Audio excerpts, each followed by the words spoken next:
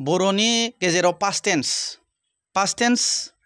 जि दंमोन जों आगोल जि स्कुलाव फरायदोंमोन पास्ट टेन्स बे बिटिसिआ जोंनिमोन बर' हारि होननाय मोनसे दंमोन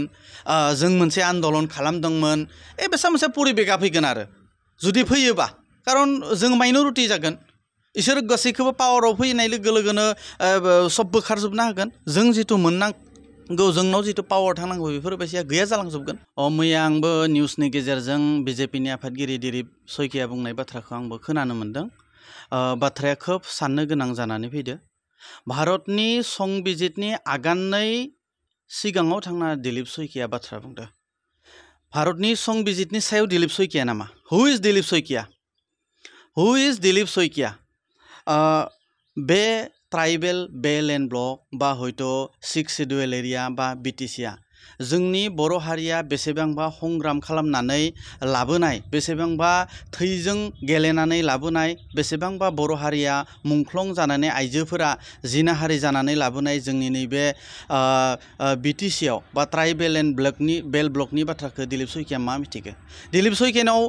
ट्राइबेल बेल एन्ड ब्लकनि बिगै मा नलेज दं दिलीप सयकियाव 6 शिड्युलनि बागै मा नलेज दं दिलीप सयकिया बर' हारिनि जारिमिननि बाथ्राखौ मा मिथिगो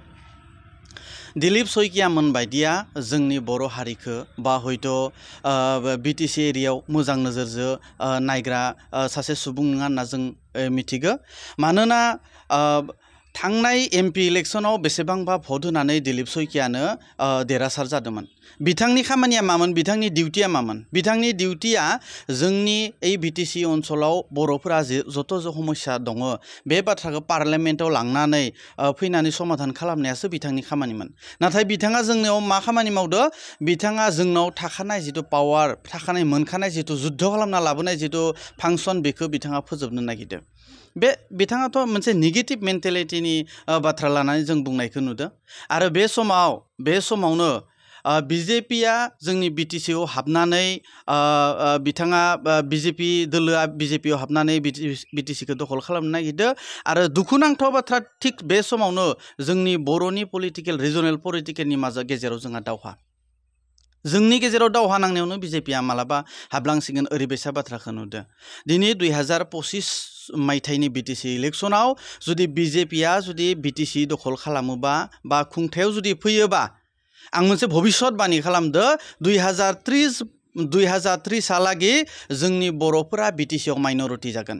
एबा जोंनो थारमाने नैबे बिटिसिआव जोंनि हारिया मोनसे दंमोन बेबायसा मोनसे परिबेस जागोन जेराव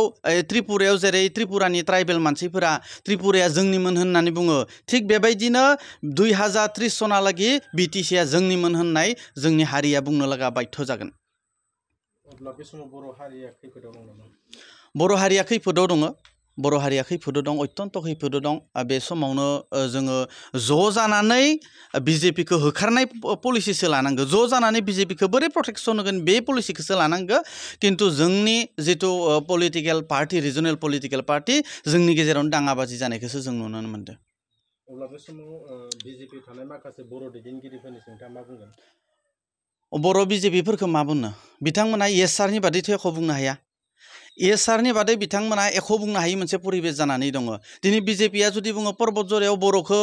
उच्चेद खालामगोन बर' बिजेपिफोरा बुङो येस सार दिनै शनितपुराव जुदि 40-50टा बर'खौ एफेक्सननि थाखाय जुदि नटिफिकेसन पठायो इसोर बुङो येस सार दिनै दिलीप सयकिया बुंदो ट्राइबेल बेल एन्ड ब्लक आरो 6 शिड्युलनि बाथ्राखौ बुंदो इयावबो बुंदो बिथाङा येस सार आरो गाबोन जुदि बुङोबा बिजेपिआ बर' हारिखौ धंख खालामगोन बर' बिजेपिफोरा येस सार बुंनायाव बेसे गोबाव टाइम नांगोन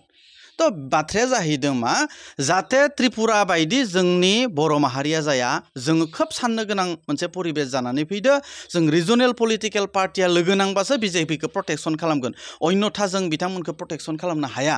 दा बर' बिजेपिफोरखौबो माबा मोनसे कारनाव बिथांमोना बिजेपि पलिटिकेल पार्टिजों दङैयोमोन आं बे समाव बिथांमोनखौबो माने सावरायनो लुगैयाखै जों फैनांगो गासिबो बुजिनांगो बिजेपिनि बाथ्राफोराव सानफा एफा माबायसा मोनसे परिबेस बर'फोरा मोनबाय दं बिटिसि बाखिया मोनबाय दं गासैबो बुजिदो आरो बुजिनानै जुदि बेबायसा मोनसे पलिटिकेल पार्टियाव थाहैबाय थायोबा होनबाथ' जोंहा बुंनांगौ लागा एख'आनो गैया बे समाव बर'फोरनि खौसेथिनि सोमोन्दै नोंथाङा बुंगोन खौसेथिखौ जानांगोन होननानै ससियेल मिडियानि गेजेरजों बहुद माने आफादफोराबो बुंबाय दं जोंबो बुंदो खारन खौसेथिया जाहैबाय मोनसे हारिनि देरहानायनि मोनसे देरसिन मोनसे अस्त्र जोङो खौसेथि जुदि गैयाबा जोंनि माहारिया सानफा एफा जोबस्रांनायनि मोनसे लामायाव थांगोन दिनै दिलीप शइकिया ट्राइबेल बेल एन्ड ब्लक बा 6 शिड्युलखौ दांनाय माने जोंनि बर' हारिनि बिखायाव दांनाय 6 शिड्युल आरो ट्राइबेल बेल एन्ड ब्लकआव दांनाय माने जोंनि जायगाफोराव गुबुन गुबुन हारिखौ होनानै मोनसे जोंनि जितु प्रटेक्शन संबिजिदा जितु होनाय आन्दोलन खालामना जितु मोननाय बे मोनफा मोनफा जोंनियाव गैया जानो थांबाय दं बेनि थाखायनो खौसेथिया अत्यन्त दरकार सियारनिसाय बर' हारिया देरसिन हारिनिसाय सियारा देरसिन नङा बे बाथ्राखौ सबबो मिथियो खिन्थु सियारनि लुफाव जोंनि बर' रिजनेल पलिटिकेल पार्टिया खौसेथि गैया दिनैनि डेटआव जिहेतु दिलीप शइकिया बिथाङा बुंनाय बायदि बाथ्राया मावमार जायोब्ला बर'नि गेजेराव माबायदि थासारि सफैगोन बर'नि गेजेराव पास्ट टेन्स जि दंमोन जों आगोल जि स्कुलाव फरायदोंमोन पास्ट टेन्स बे बिटिसिया जोंनिमोन बर' हारि होननाय मोनसे दंमोन जों मोनसे आन्दोलन खालामदोंमोन बेसा मोनसे परिबेगा फैगोन आरो जुदि फैयोबा खारन जों माइनरिटि जागोन इसोर गासैखौबो पावाराव फैनाय लोगो लोगोनो सब बोखारजोबना होगोन जों जितु मोननांगौ जोंनाव जितु पावार थानांगौ बेफोरबायदिया गैया जालांजोबगोन अब्ला बिटिसियाव बर'फोरा फांसनलेस जागोन 100% फांसनलेस जागोन भाई 100% फांसनलेस जागोन এই कारणाव फांसनलेस जागोन गासैबो पावारखौनो बिसोरनि आखायाव थाजोबगोन गतिके बिसोरखौ अत्यन्त टाइम गैया जोङो प्रटेक्शन होनायनि दानो टाइम गतिके ज' जानांगौ